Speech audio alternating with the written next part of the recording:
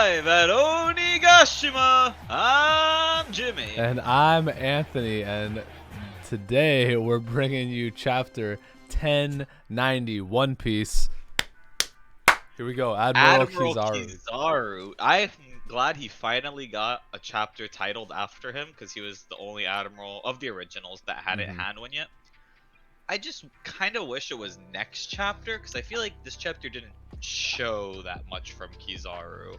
Yeah, like we got him at the end, but well, we'll get into that a little bit later. I did want to bring up just the very beginning of the chapter. Captain Kuro? You're right, my bad. I almost forgot about the cover. We haven't seen him literally since like Syrup Village, I think.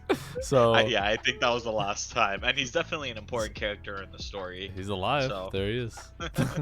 Alright, well, this is a cover request. Anyway, so you're saying the beginning of the chapter, Monkey D. Luffy. When Luffy's talking to the Gorosei, but not just because I mentioned that last week. It's like, oh look, this is the first time that you're talking to them, but he's threatening them also. Like, and not just them, he's threatening York. Like, he's just straight up taking hostages now, and he doesn't give a fuck. And I think it's hilarious. I think it's funny too. Like, I took it as like this is just like a parallel to when he did this to Big Mom. That's exactly what I was about to mention when he did it with Brûlé. Like, one, him shouting at like somebody way above him in status, but also in that same arc at Whole Cake, he also took his first hostage with Brûlé. Oh, so I think it has a lot of parallels there. Yeah, true that. I was talking about when he first did it on Fishman Island. But yeah, that's true. That's even like, you know, Luffy's working his way up to being true terrorist, true criminal. I mean, he already is. He's committed so many war crimes at this point. Pirates will be pirates, man. You know. But part of that is when he's talking to them, we get a reaction from Big News Morgan, Vivi, and Wapol. And I'm pretty sure these things don't just have infinite range.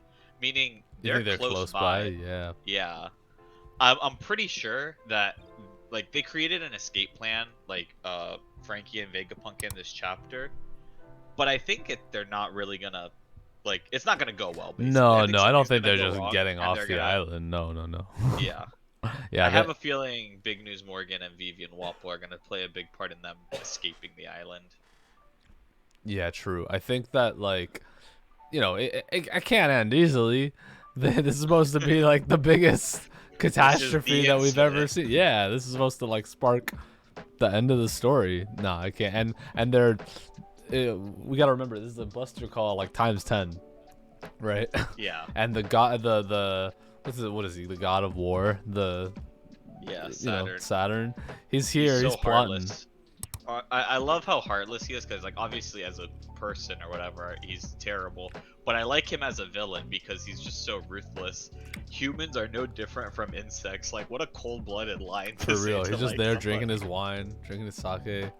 And he's telling Kizaru, he's like, bro, can't you just go in? And he's like, I guess, maybe. Like, yeah, there's like some problems, bro. He's like, you think I give a shit about those problems? Kizaru's like, all right. And then he goes in with the Naruto move.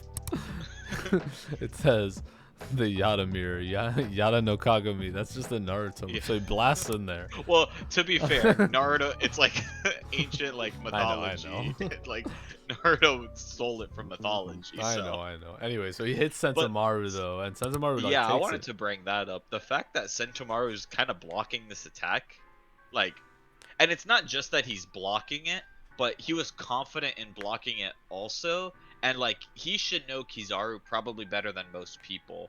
So if he's confident he can actually block this attack, I think it speaks a lot to Sentomaru's abilities. Yeah, I think people are underrating him. Yeah, I think he's super underrated. I think that, like, honestly, because people thought that, like, he was just a commander of the pacifistas and, like, that, and, you know, he swung a big axe or whatever. But, like, this has to be hockey. Like, he has to be, like, good at hockey to block Kizaru's attack. We know he was good at hockey because when he was introduced in Sabaody, he was like the main one showing off hockey, and he said it again here. He's like, my defense is the strongest in the world. So that's something he reiterated in Sabaody. So I'm wondering if the specific kind of hockey he's using is more like only defense, and like if he tries to fight someone like straight up, like he's not gonna be able to hurt them.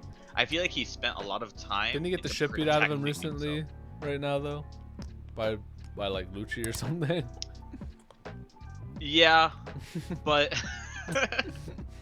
but maybe it's like when he's preparing for it or something. Like if he prepares for it, like do you remember how like Maybe in they're just Dressrosa? really scaling Lucci.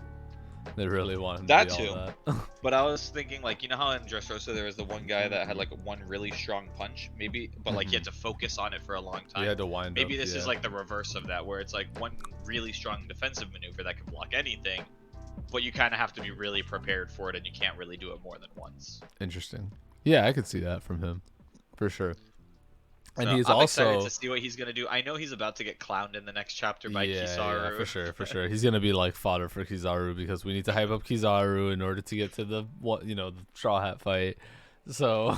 And speaking of hyping up Kizaru, Luffy's reaction does that exact thing. Yeah, we gotta talk about the reaction. Luffy scared and like sweating for it. Now, I've seen people say it's like, oh, he's sweating because he's weaker than Kizaru and he's scared to fight him. But I don't necessarily think that's true.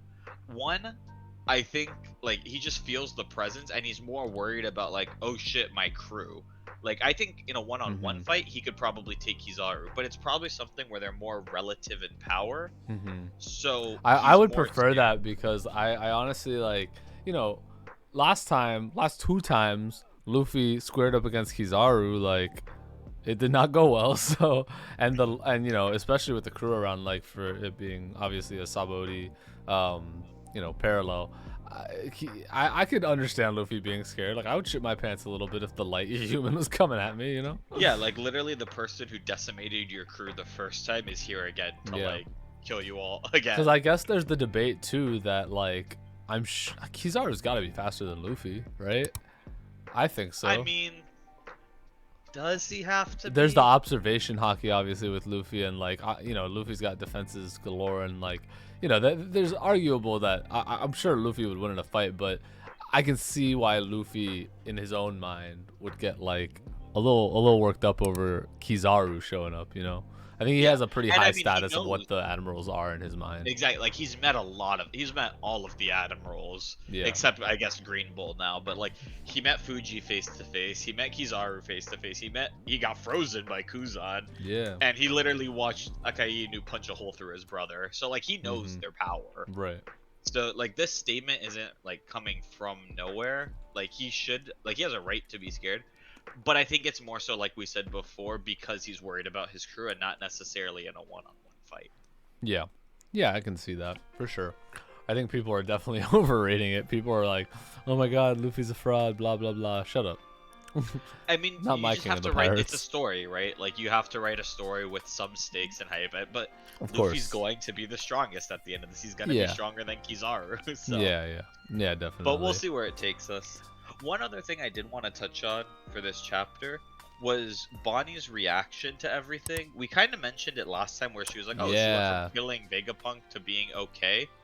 But not just that, but in this one, I feel like what she's saying isn't Bonnie as much. Like the whole thing where she's like complimenting Sanji, like, I see, what a great skilled man. Like, so I think this plays into a larger discussion of I think this is misdirection for the fact that there is still a whodunit mystery going on, and there's a couple of like sus things in this chapter to kind of point towards that. So for example, what you're saying, and like Luffy points it out, he's like, why are you acting weird all of a sudden?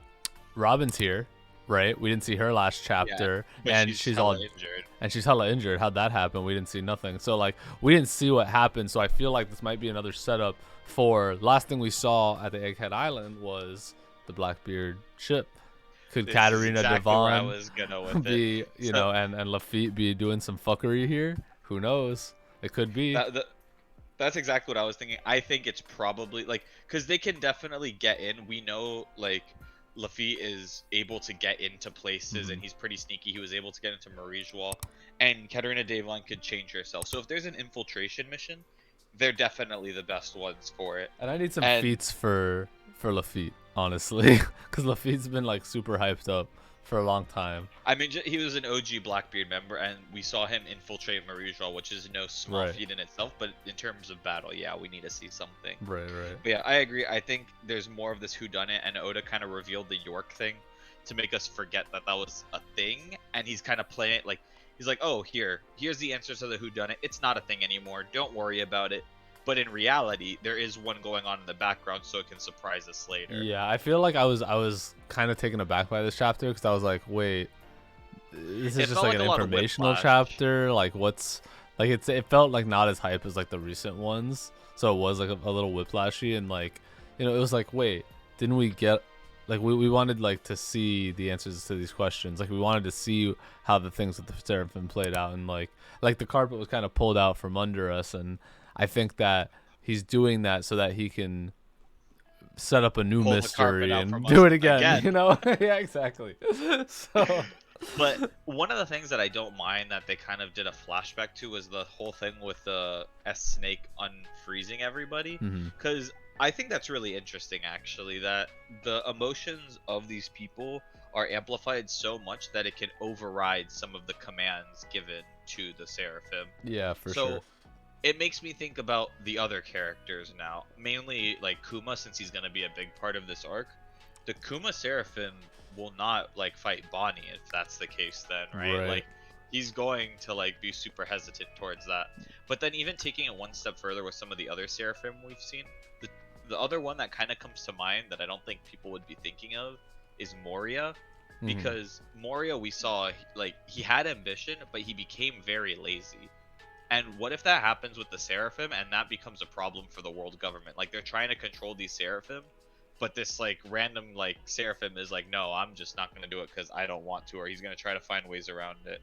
So I'm curious what they're going to like, how they're going to play like these emotions. Yeah, you know, that kind of makes me think like if, you know, if all of this Kuma stuff, because you know there's like 100 billion Kumas at this point, and if it all plays.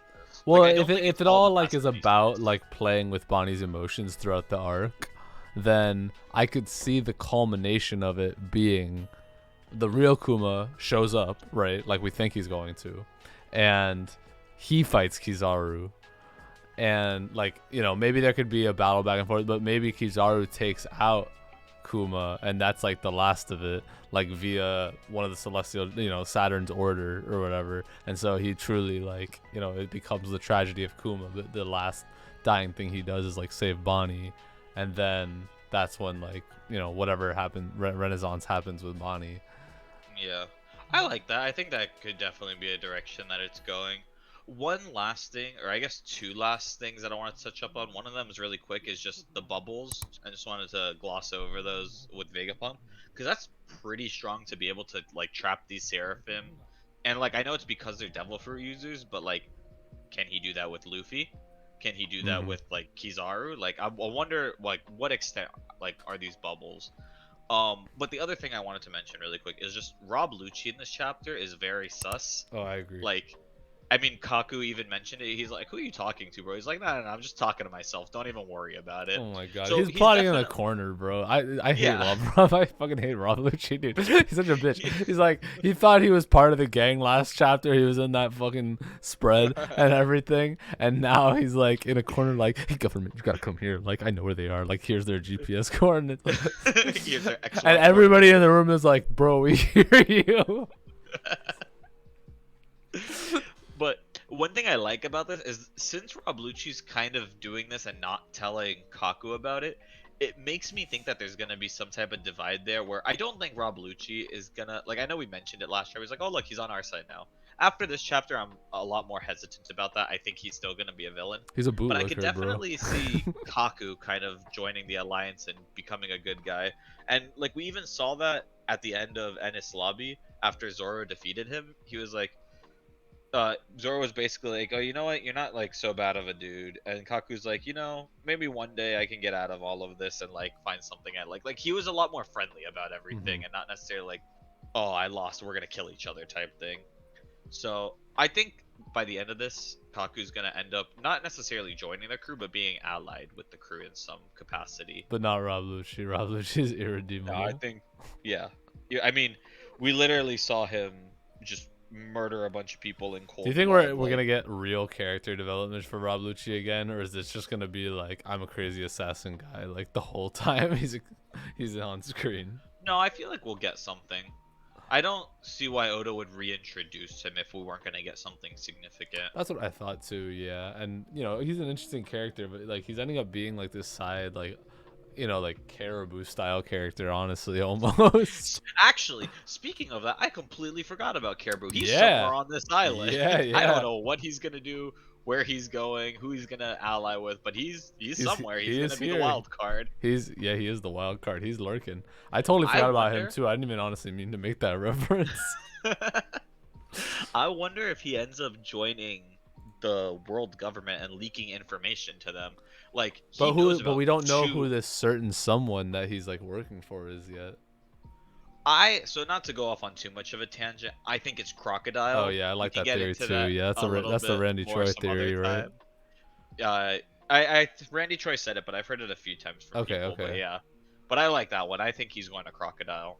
True that. Yeah, I would love if that like tied Crocodile into Egghead Island somehow. I think next chapter is gonna be like, just a continuation of this. Honestly, I think it's just gonna be, we see what happens between Kizaru and Sentomaru. I think we're firmly like back on Egghead Island now, and there's more set up to another, rug pulling.